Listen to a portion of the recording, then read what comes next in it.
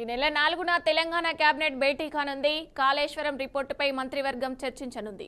Kaleshwaram project నిర్మాణంలో అవినీతి జరిగిందని కాంగ్రెస్ ప్రభుత్వం విచారణ కమిషన్ వేసింది.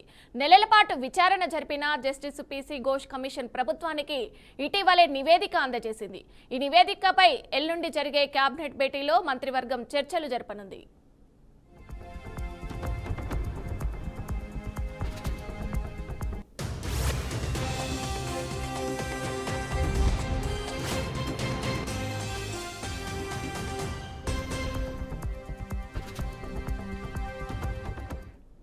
ఇక ఇదే అంశానికి సంబంధించి మా అవుట్పుట్ ఎడిటర్ వెంకట్ అందిస్తారు. వెంకట్ చెప్పండి. రైట్, ఈ నెల 4న తెలంగాణ మంత్రివర్గం భేటీ కానుంది. ప్రధానంగా ఈ భేటీలో ఇటీవల మనకి తెలిసిందే కాళేశ్వరం కమిషన్ ఏదైతే ఉందో, జస్టిస్ పీసీ ఘోష్ కమిషన్ ఏదైతే ఉందో నివేదిక సమర్పించింది. ఎందుకంటే కాళేశ్వరం ప్రాజెక్టు నిర్మాణంలో భారీ ఎత్తున అవినీతి జరిగింది కాబట్టి ఖచ్చితంగా దానికి సంబంధించిన విచారణ జరగాలి అంటే ప్రభుత్వం బలంగా భావించింది ఏంటంటే దాని నిర్మాణంలో అవినీతి జరిగింది, వేలాది కోట్లు పక్కదారి పట్టాయి అనేది ఆయన ప్రధానంగా ప్రభుత్వం చెబుతున్న వాదన. సో ఆ వాదనని అందులో నిజం ఉందా లేదా అని తేలడం కోసం ఈ commission justice PC Ghosh commission ని ఆదేశించింది. ఆ సదరు కమిషన్ ఆల్మోస్ట్ నెలల పాటు కొన్ని నెలల పాటు విచారించి కమిషన్ పూర్తి చేసి అంటే విచారణ పూర్తి చేసి ఆ నివేదిక సారాంశాన్ని ప్రభుత్వానికి అందజేసింది. సో ప్రధానంగా ఈ నివేదిక పైనే రేపు 4వ తారీఖు భేటీగా మంత్రివర్గం చర్చించనుంది.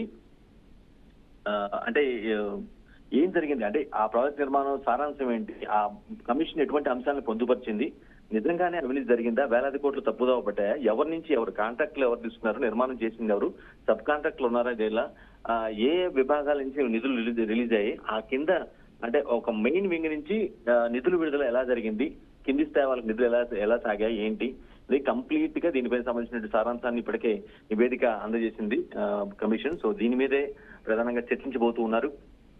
ఖచ్చితంగా ప్రభుత్వం బలంగా భావిస్తున్న ప్రకారమే నివేదిక తాము ఏదైతే ఎక్స్పెక్ట్ చేసామో అదే అంశాలను పొందుపరిచి ఉంటారు. ఖచ్చితంగా ఇది అవినీతి జరిగిందనేది తాను బలంగా నమ్ముతున్నాం కాబట్టి కమిషన్ కూడా మేబీ విచారణ జరిపిన తర్వాత పూర్తి స్థాయిలో వారు కూడా అర్థం చేసుకొని ఆ నివేదికలో అటువంటి అంశాలనే పొందుపరిచి ఉంటారని అయితే బలంగా భావిస్తుంది. ఆ కమిషన్ పూర్తి సారాంశం దాని గురించి కూడా రేపు కేబినెట్ భేటీలో చర్చించే అవకాశం కనిపిస్తుంది. ఎందుకంటే కాళేశ్వరం ప్రాజెక్టు ఎంత వివాదం దాచింది, ఏ విధంగా రాజకీయ ప్రకటన రేపింది, ఈవెన్ ఎన్నికల్లో కూడా చాలా పెద్ద ఎత్తున ప్రభావం చూపించింది ఎన్నికల్లో కూడా. సో కాబట్టి దీని మీద ఈ ప్రాజెక్ట్ నిర్మాణం పైన కమిషన్ ఇచ్చినటువంటి నివేదిక పైన అందరి దృష్టి కూడా ప్రధానంగా కనిపిస్తుంది.